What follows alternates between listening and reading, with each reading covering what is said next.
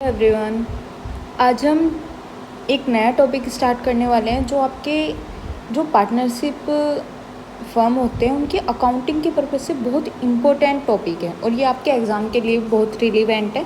तो इस टॉपिक को बहुत अच्छे से पढ़ना। अब इससे पहले हमने थ्योरी पोर्शन करा है, उसमें हमने समझा है कि क्या होता है पार्टनरशिप फर्म, क्या होते हैं इसके ऑब्जेक्टिव, पार्टनरशिप फर्म के फीचर क्या होते हैं और पार्टनरशिप डीड क्या होती है, उसके अंदर क्या क्या एलिमेंट्स आते हैं।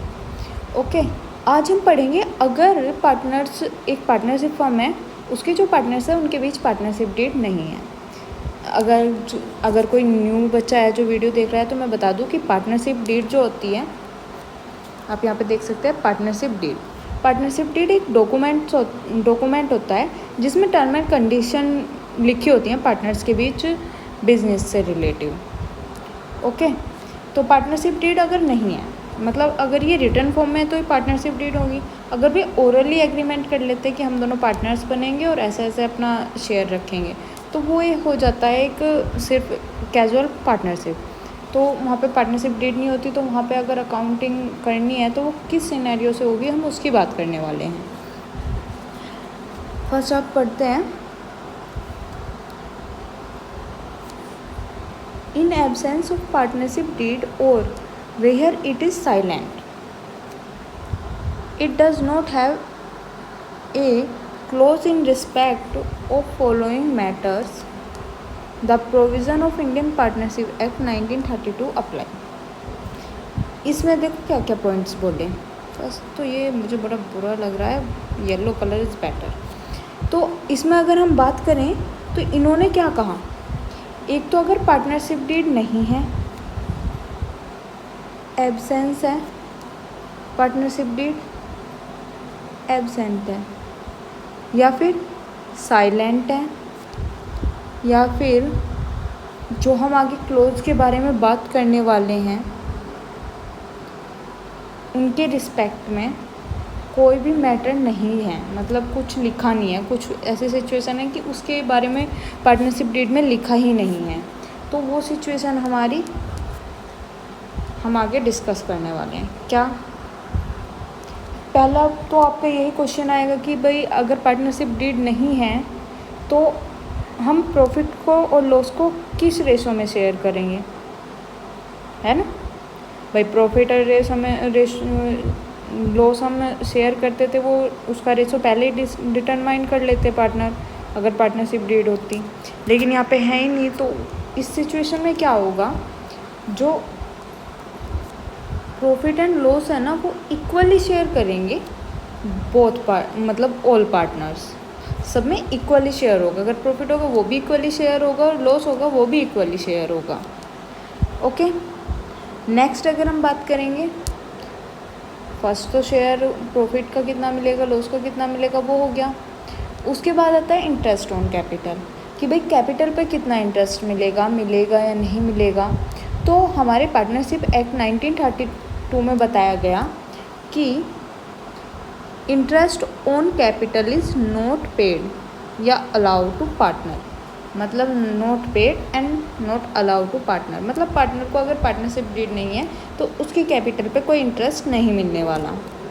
ओके, फिर है थर्ड होगा इंटरेस्ट ऑन ड्राइंग का मतलब फर्म से कुछ मनी पार्टनर ने विड्रॉ कर ली, फर्म से अपनी कैपिटल में से मनी विड्रॉ कर ली, उसे हम कहेंगे इंटरेस्ट, उसे कहेंगे हम ड्राइंग, और उस पर जो इंटरेस्ट होगा उसकी बात कर रहे हैं। तो इंटरेस्ट ऑन ड्राइंग चार्ज होगा या नहीं, तो वो भी नॉट चार्ज, पार्टनर से कोई भी इंटरेस्ट चार्ज नहीं होगा। ओके, पार्टनर को अगर कैपिटल है तो उस पर कोई इंटरेस्ट मिलेगा भी नहीं, और अगर उसने विड्रॉ कर रखा होगा तो उस पर कोई इंटरेस्ट देना भी नहीं होगा अगर पार्टनरशिप डीड नहीं है। Profit and loss equally share होगा। फिर आता है इंटरेस्ट ऑन एडवांस और लोन बाय पार्टनर। अब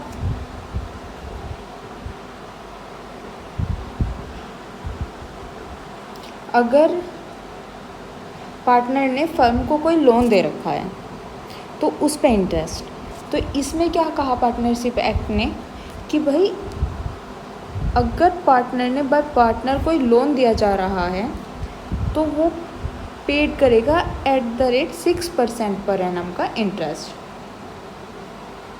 और ये होगा चार्ज अगेंस्ट प्रॉफिट। इसका मतलब समझे, ये दो चीज़ होती हैं, चार्ज अगेंस्ट प्रॉफिट और चार्ज अगेंस्ट अप्रोप्रिएट प्रॉफिट। मतलब ये इसका सीधी सी बात है कि जो चार्ज अगेंस्ट प्रॉफिट होता है, जस्ट अ मिनट,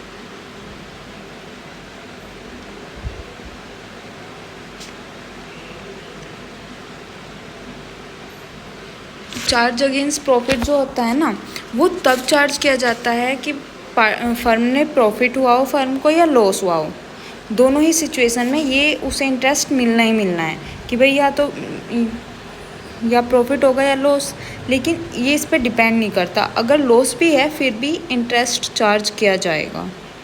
ओके, इसके बाद आता है, हाँ इससे पहले ये जो आ रहा है ना चार्ज अगेंस्ट प्रॉफिट, इसे बताऊँ तो ये दो सिनेरियो होते हैं। एक तो होता है चार्ज अगेंस्ट प्रॉफिट और एक होता है एप्रोप्रिएशन ऑफ प्रॉफिट। तो जो चार्ज अगेंस्ट प्रॉफिट होता है ना, वो ये कहता है कि थिंग्स चार्ज अगेंस्ट प्रॉफिट है, मतलब अगर प्रॉफिट हो या लॉस हो वो पे करना ही करना है। और जो एप्रोप्रिएट ऑफ प्रॉफिट होता है वो कहते हैं अगर प्रॉफिट होगा तो ये पे किया जाएगा, अगर फर्म को लॉस हो रहा है तो ये पे नहीं किया जाने का, ये लायबिलिटी पे नहीं होने की। ओके, तो ये हमारा जो अगर कोई पार्टनर है वो लोन दे रहा है तो उस पर इंटरेस्ट चार्ज अगेंस्ट प्रॉफिट है। इसका मतलब अगर फर्म को प्रॉफिट हो या लॉस हो, कोई भी सिचुएशन हो, पार्टनर को उस पर इंटरेस्ट मिल जाना है, और वो भी 6% से, अगर पार्टनरशिप डीड नहीं है। ये आपका यहाँ पे लिख भी रहा है कि वेदर फर्म अर्न प्रॉफिट और इनकर लॉस, उसे इंटरेस्ट पेड करना ही होगा। तो ये चार्ज अगेंस्ट प्रॉफिट वाला जो सिनेरियो है ना, इसी को डिफाइन किया गया आगे। फिर क्या है, रेम्यूनरेशन टू पार्टनर को रेम्यूनरेशन। तो अगर पार्टनरशिप डीड नहीं है तो पार्टनर को कोई भी रेम्यूनरेशन पेड नहीं होगी। Okay, admission of partner, 6 point है admission of partner. New partner can not be admit unless all the partner agree. हाँ, जब तक सारे पार्टनर एग्री नहीं होने के, अगर पार्टनरशिप डीड नहीं है और सभी पार्टनर एग्री नहीं हुए तो वहाँ पे न्यू पार्टनर को एडमिशन मतलब ऐड नहीं किया जा सकता। अगर पार्टनरशिप डीड होती है तो जो उसमें होता है कि इतनी वोटिंग से हम कर सकते हैं न्यू पार्टनर को ऐड, अगर इतने पार्टनर में से इतने पार्टनर मान गए तो न्यू पार्टनर ऐड हो जाएगा, वो सिनेरियो रहता है। लेकिन अगर पार्टनरशिप डीड नहीं है, कोई उसमें डिक्लेरेशन नहीं है पार्टनर के एडमिशन से रिलेटिव, तो हम यहाँ पे क्या बता रहे हैं कि कोई भी नया पार्टनर एडमिट नहीं हो सकता जब तक कि सारे पार्टनर एग्री नहीं होते उस पर। ओके, अगर पार्टनर ने फर्म को लोन दिया तो उस पर कोई इंटरेस्ट नहीं मिलेगा। मतलब अगर पार्टनर ने फर्म से लोन लिया है उस पर इंटरेस्ट नहीं मिलेगा, और अगर फर्म को पार्टनर ने लोन दिया है तो उस पर 6% मिलेगा।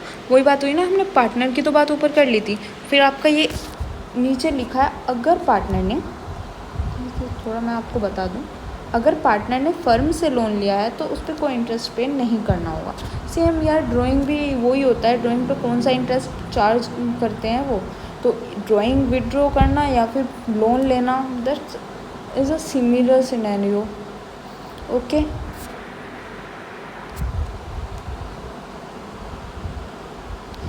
तो ये एक वो बताया कि चार्ज कहाँ पे इंटरेस्ट किस तरह होगा अगर पार्टनरशिप डीड नहीं होगी। तो इसके बाद आती है लायबिलिटी ऑफ पार्टनर्स, ये थोड़ी सी थ्योरी है। उसके बाद हमें आज एक प्रैक्टिस क्वेश्चन भी करने वाले हैं इससे relative, subject to agreement among the partners, मतलब एग्रीमेंट पे रिलेट करती हैं, एग्रीमेंट पे वेरी करती हैं, एग्रीमेंट टू एग्रीमेंट ये लायबिलिटी। ओके, सब्जेक्ट टू है ना तो वेरी करती हैं एग्रीमेंट टू एग्रीमेंट। पार्टनर्स के बीच। If a partner carry on business in competition with the firm and earn profit from it, the profit earn from such business shall be paid to the firm. Okay. Second है, if a partner earn profit for himself from any transaction of the firm और from the use of firm property और business connection, the profit और so earned shall be paid to the firm. For example, a partner get commission from the buyer to good on goods sold by the firm. The commission so earned shall be paid to the firm. हाँ, तो ये दोनों simple सी बात है, ये आप लोग समझ जाएंगे सिंपल से। फिर क्या है, आपके कुछ इम्पोर्टेंट प्रोविजंस हैं। If all the partner agree, a minor may be admit for the benefit of partnership. First है, ये सेक्शन 13 में बताया गया था पार्टनरशिप एक्ट के कि अगर सारे पार्टनर एग्री हैं तो कोई किसी माइनर पर्सन को, मतलब 18 ईयर से छोटे पर्सन को भी एक पार्टनर बनाया जा सकता है। लेकिन आपको बताऊं कि कोई माइनर पर्सन अगर पार्टनर बनेगा तो वो सिर्फ ओनली और ओनली प्रॉफिट के लिए बनेगा, उसको लॉस में पार्टनरशिप नहीं होती। Okay. A person may be admit, second point है, a person may be admitted as a partner either with the consent of all the existing partner or in accordance with the agreement among the partners। वही बात हमने पहले भी की है, अगर कोई नया पार्टनर ऐड करना है तो वो या तो सारे पार्टनर एग्री होंगे तब होगा, या फिर अगर आपके बीच एग्रीमेंट है तो जो टर्म एंड कंडीशन एग्रीमेंट में दे रखे हैं अगर वो फुलफिल हो रही हैं तब बनेगा। ये सेक्शन 31 में बताया गया। फिर ए थर्ड पॉइंट है, ए पार्टनर में retire from the firm either with the consent of all the partner in accordance with the agreement among the partner। वही बात है कि भाई अगर वो रिटायर होगा वो भी पार्टनर्स के, ऑल पार्टनर्स के, अदर पार्टनर्स की कंसेंट पे या फिर जो एग्रीमेंट होगा उनके बीच उसके अकॉर्डिंग होगा। ओके। अब हम सेकंड पार्ट पे चलते हैं अपने।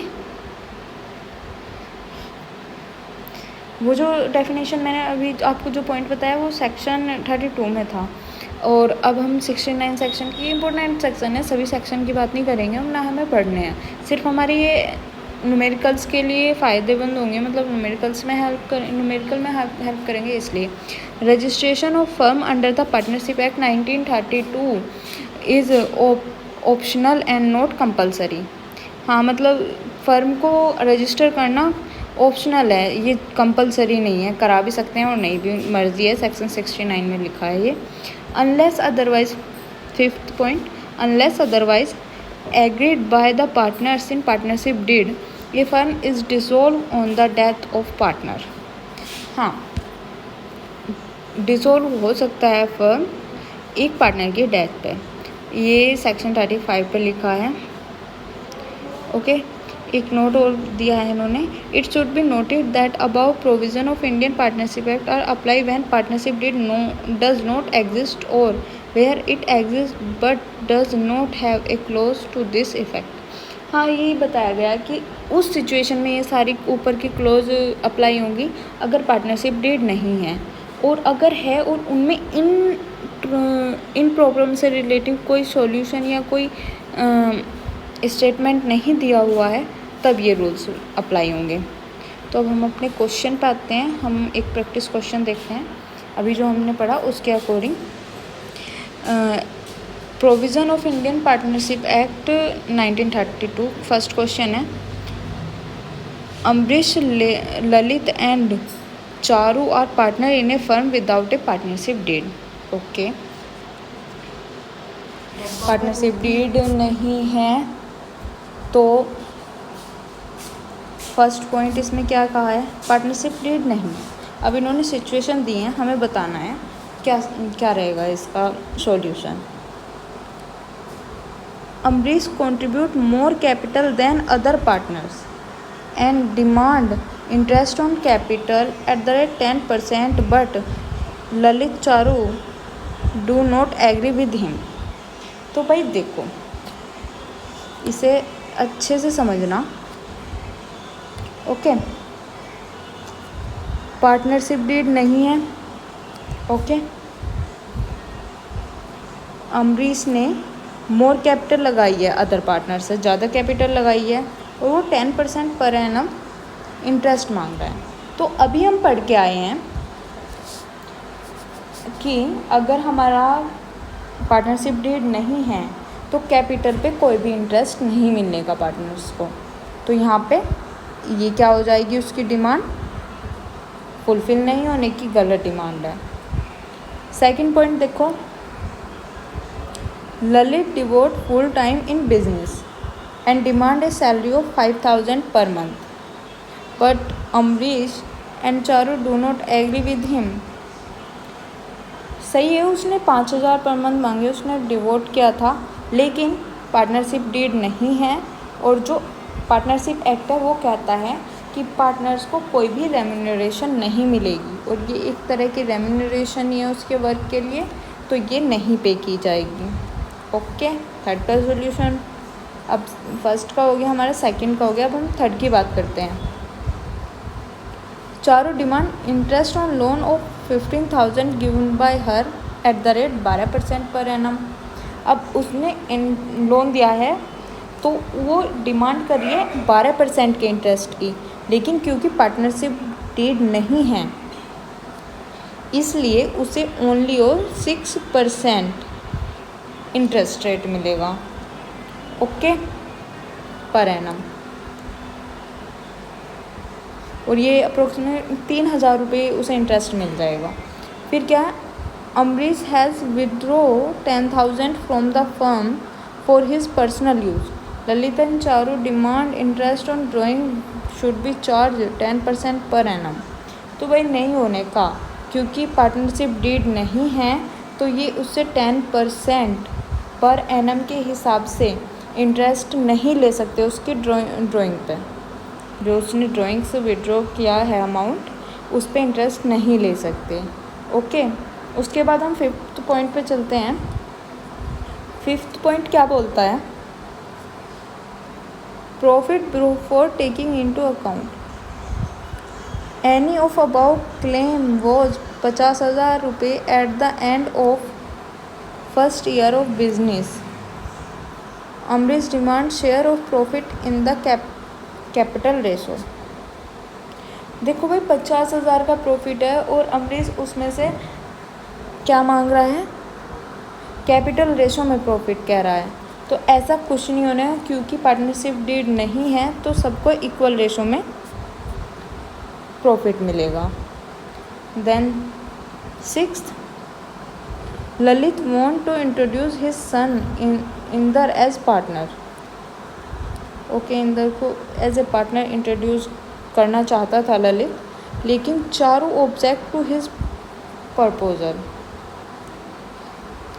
तो यहाँ पे ऐसा होगा कि जो उसका ललित का सन है वो पार्टनर नहीं बन पाएगा, क्योंकि अगर सारे पार्टनर कंसर्न नहीं कर पा रहे तो वो पर्सन पार्टनर नहीं बन पाने का। तो ये हमने देखा इसका सॉल्यूशन। हमारा जो कॉन्सेप्ट हमने पढ़ा वो हमारे क्वेश्चन में कैसे यूज़ हुआ, हमारी प्रॉब्लम को उसने कैसे सॉल्व किया। तो आपको ये कॉन्सेप्ट अच्छे से पढ़ना है, इसके नोट्स बना लेना। ओके, मोस्ट इम्पोर्टेंट है, क्योंकि आगे न्यूमेरिकल आएंगे उसमें भी आपको देखना होगा क्या सिचुएशन है, हमें क्या अप्लाई करना है, पार्टनरशिप डीड है नहीं है, ये वाला प्रोविज़न दे रखा है नहीं दे रखा है, तो उस सिचुएशन में हमें कैसे कैसे यूज़ करना है। तो इन्हें बहुत अच्छे से याद कर लेना सारी सिचुएशंस को।